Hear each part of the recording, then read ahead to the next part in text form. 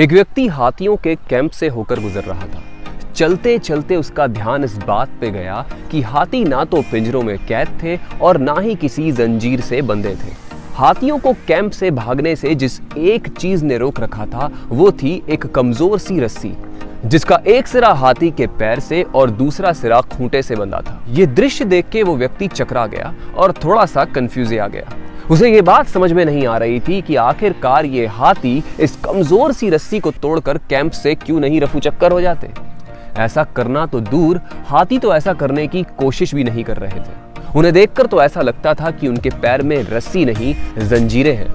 काफी सोचने के बाद भी जब उस व्यक्ति को इस बात के पीछे का रहस्य नहीं समझ में आया तो उसने कैंप के ट्रेनर से पूछा और कैंप के ट्रेनर ने इस बात के रहस्य से पर्दा उठाते हुए इस आदमी को बताया, जब ये हाथी छोटे थे तभी से हम इन्हें ऐसी रस्सियों से बांधते आ रहे हैं। नन्हे हाथियों को बांधे रखने में ये रस्सी काफी थी और जैसे जैसे समय बीतता गया, रस्सी को तोड़ने में निरंतर मिलती असफलता के कारण इन हाथियों को ये विश्वास हो गया कि इस रस्सी को तोड़ना असंभव है। अब जबकि वो शारीरिक रूप से ऐसा करने में पूर्णतः सक्षम है, फिर भी हाथी उस रस्सी को तोड़ने की कोशिश नहीं करते, क्योंकि उनका ये विश्वास, उनका ये यकीन पक्का हो चुका है कि वो इस रस्सी को कभी नहीं तोड़ पाएंगे।